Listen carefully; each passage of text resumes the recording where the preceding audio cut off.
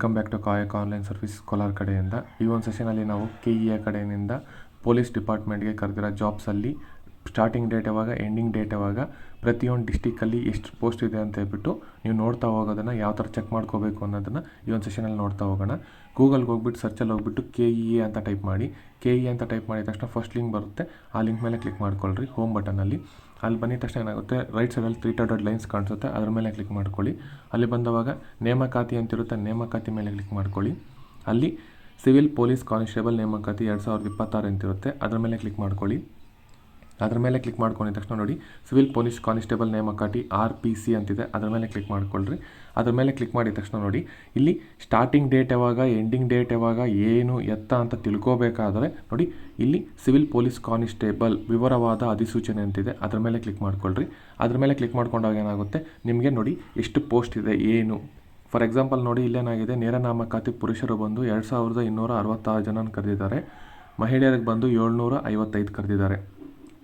ಸೇವಾ ನಿರತರು ಪುರುಷರು ಬಂದು 257 ಇದ್ದಾರೆ, ಸೇವಾ ನಿರತ ಮಹಿಳೆಯರು ಬಂದು 82 ಇದ್ದಾರೆ. ತೃತೀಯ ಲಿಂಗದ ಅಭ್ಯರ್ಥಿಗಳಿಗೆ ಬಂದು 35 ಪೋಸ್ಟು. ಟೋಟಲ್ ಎಷ್ಟಾಗಿದೆ, 3395 ಪೋಸ್ಟ್ ಕರೆದಿದ್ದಾರೆ. ಇದಕ್ಕೆ ವಿದ್ಯಾರ್ಹತೆ ಏನು ಬೇಕಾಗಿರುತ್ತೆ, PUC ಅಥವಾ ತತ್ಸಮ ವಿದ್ಯಾರ್ಹತೆ ಅಂದವಾಗ ಏನಾಗಿರುತ್ತೆ, ತತ್ಸಮ ಅಂತ ಬಂದವಾಗ ಏನಾಗುತ್ತೆ ಕೆಳಗಡೆ ಕೊಟ್ಟಿರ್ತಾರೆ ನೋಡ್ರಿ. ಇಲ್ಲಿ ಫಾರ್ ಎಕ್ಸಾಂಪಲ್ ITI ಡಿಪ್ಲೊಮೊ 2 ವರ್ಷ ಕೋರ್ಸ್, ಇಲ್ಲಿ ನೋಡಿ 4ನೇ ಪಾಯಿಂಟು 2 ವರ್ಷ ITI ಕೋರ್ಸ್ ಅಭ್ಯರ್ಥಿಗಳು ಅಂತ ಬಂದಿರುತ್ತಲ್ಲ, ಆ ಥರದ ಮೇಲೆ ಡಿಪೆಂಡೆಂಟ್ ಆಗಿರುತ್ತೆ ತತ್ಸಮ ಅಂತ ಬಂದವಾಗ. ನೆಕ್ಸ್ಟ್ ನೋಡ್ತಾ ಹೋಗಬೇಕಾದವಾಗ ಏಜ್ ಕ್ಯಾಲ್ಕುಲೇಷನ್ಸ್ ಬಂದವಾಗ ಏಜ್ ಲಿಮಿಟ್ ಎಷ್ಟು ಕೊಟ್ಟಿದ್ದಾರೆ ಅಂದರೆ, ಸಾಮಾನ್ಯ ಅಭ್ಯರ್ಥಿಗಳಿಗೆ 33 ವರ್ಷ ಕೊಟ್ಟಿದ್ದಾರೆ. ಪರಿಶಿಷ್ಟ ಜಾತಿ ಪರಿಶಿಷ್ಟ ಪಂಗಡ ಪ್ರವರ್ಗ 1, 2A, 2B, 3A, 3B ಅಭ್ಯರ್ಥಿಗಳಿಗೆ ಎಷ್ಟು ಕೊಟ್ಟಿದ್ದಾರೆ, 35 ವರ್ಷ ಕೊಟ್ಟಿದ್ದಾರೆ. ಕರ್ನಾಟಕ ಅರಣ್ಯ ಪ್ರದೇಶದಲ್ಲಿ ವಾಸಿಸುವ ಬುಡಕಟ್ಟು ಅಭ್ಯರ್ಥಿಗಳಿಗೆ ಏನು ಕೊಟ್ಟಿರ್ತಾರೆ, 38 ವರ್ಷ ಕೊಟ್ಟಿರ್ತಾರೆ. ನೆಕ್ಸ್ಟ್ ನೋಡ್ತಾ ಹೋಗಬೇಕಾದವಾಗ ಏನಾಗುತ್ತೆ, ಸ್ಟಾರ್ಟಿಂಗ್ ಡೇಟ್ ಆಫ್ ಅಪ್ಲಿಕೇಶನ್ ಬಂದು 8/6/2026 ಸ್ಟಾರ್ಟ್ ಆಗಿದೆ. ಅರ್ಜಿ ಕೊನೆಯ ದಿನಾಂಕ ಬಂದು 3/7/2026. ಅರ್ಜಿ ಅಪ್ಲಿಕೇಶನ್ ಹಾಕಿದ್ಮೇಲೆ 1 ದಿನ ನಿಮ್ಗೆ ಟೈಮ್ ಇರುತ್ತೆ ಏನಂದರೆ ಫೀಸ್ ಕಟ್ಟೋದಕ್ಕೆ. ಅಪ್ಲಿಕೇಶನ್ ಹಾಕಿದ್ಮೇಲೆ ಕೂಡ ನಿಮ್ಗೆ ಒಂದೇ ಫೀಸ್ ಪೇಮೆಂಟ್ ಮಾಡೋದಕ್ಕೆ ಮಾತ್ರ ಆಪ್ಷನ್ ಇರುತ್ತೆ, ಅಪ್ಲಿಕೇಶನ್ ಹಾಕೋದಕ್ಕಿರಲ್ಲ. ಒಂದು ವೇಳೆ ಗೌರ್ನಮೆಂಟ್ ಏನನ್ನ ಎಕ್ಸ್ಟೆಂಡ್ ಮಾಡಿದ್ರೆ ನಿಮಗೆ ಎಕ್ಸ್ಟೆಂಡ್ ಆಗುತ್ತೆ, ಇಲ್ಲ ಅಂದರೆ ಇಲ್ಲ. ಫೀಸ್ ಸ್ಟ್ರಕ್ಚರ್ ಯಾವ ಥರ ಇದೆ ಅದು ಅಂತ ನೋಡೋದಾದರೆ, ಸಾಮಾನ್ಯ ಅರ್ಹತೆ ಮತ್ತು ಇತರ ಪ್ರವರ್ಗಗಳು ಅಂದವಾಗ 2A, 2B, 3A, 3B ಇರುತ್ತೆ. ಇದಕ್ಕೆ ಎಷ್ಟಿರುತ್ತೆ ಅಂದರೆ GMಗೆ ಎಲ್ಲ ಸೇರಿದಂಗೆ 750 ರೂಪಾಯಿ ಫೀಸ್ ಇರುತ್ತೆ. ಅದಾದಮೇಲೆ SC ST ಪ್ರವರ್ಗ 1 ಹಾಗೂ ಮಾಜಿ ಸೈನಿಕ ಮತ್ತು ತೃತೀಯ ಲಿಂಗ ಅಭ್ಯರ್ಥಿಗಳಿಗೆ 500 ರೂಪಾಯಿ ಇರುತ್ತೆ.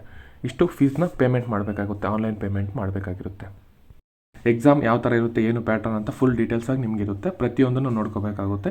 ಇಲ್ಲಿ ನೋಡ್ಕೊಳ್ಳಿ ಫಿಸಿಕಲ್ ಸ್ಟ್ಯಾಂಡರ್ಡ್ಸ್ ಯಾವ ಥರ ಇರುತ್ತೆ, ಯಾವ್ದಾವ್ದು ಫಿಸಿಕಲಲ್ಲಿ ಯಾವ್ದಾವ್ದು ಇರುತ್ತೆ ಏನು, ಪ್ರತಿಯೊಂದು ನಿಮ್ಗೆ ಡೀಟೇಲಾಗಿ ಇಲ್ಲಿರುತ್ತೆ.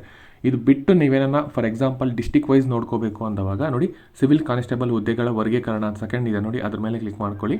ಅದ್ರ ಮೇಲೆ ಕ್ಲಿಕ್ ಮಾಡಿದವಾಗ ಏನಾಗುತ್ತೆ, ನಿಮಗೆ ಯಾವ್ಯಾವ ಡಿಸ್ಟಿಕ್ಕಲ್ಲಿ ಯಾವ್ಯಾವ ಥರ ಅಂದವಾಗ ಯಾವ ಕ್ಯಾಸ್ಟ್ಗೆ ಎಷ್ಟಿದೆ, GMಗೆ ಎಷ್ಟಿದೆ, ಗ್ರಾಮೀಣ ಅಭ್ಯರ್ಥಿಗೆ ಎಷ್ಟಿದೆ, ಮಾಜಿ ಸೈನಿಕರಿಗೆ ಎಷ್ಟಿದೆ, ಕನ್ನಡ ಮಾಧ್ಯಮಗೆ ಎಷ್ಟಿದೆ, ಯೋಜನಾ ನಿರಾಶ್ರಿತರಿಗೆ ಎಷ್ಟಿದೆ, ಎಲ್ಲ ಪ್ರತಿಯೊಂದು ಡೀಟೇಲಾಗಿ ನಿಮಗೆ ಕೊಟ್ಟಿರ್ತಾರೆ.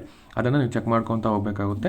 ನೀವು ಇದನ್ನು ಚೆಕ್ ಮಾಡಿಕೊಂಡು ನಿಮ್ಗೆ ಯಾವ ಡಿಸ್ಟಿಕ್ ಕನ್ವೀನಿಯೆಂಟ್ ಇರುತ್ತೋ, ಯಾವ ಡಿಸ್ಟಿಕ್ಕಲ್ಲಿ ನೀವು ಕಾಂಪಿಟೇಷನ್ ಕಡಿಮೆ ಇರುತ್ತೆ ಅಂದ್ಕೊತಿರೋ ಆ ಡಿಸ್ಟಿಕ್ಕಿಗೆ ನೀವು ನೋಡ್ಕೊಂಡು ಹಾಕ್ಕೋಬೇಕಾಗಿರುತ್ತೆ. ಇಲ್ಲ ಲಾಸ್ಟ್ ಇಯರ್ ಕಟ್ ಆಫ್ ನೋಡಿಕೊಂಡು ನಾನು ಆ ಡಿಸ್ಟಿಕ್ ಹಾಕ್ಕೊತೀನಿ ಅಂದ್ರೂ ಅದು ನಿಮ್ಮ ಇಷ್ಟದ ಮೇಲೆ ಡಿಪೆಂಡೆಂಟ್ ಆಗಿರುತ್ತೆ.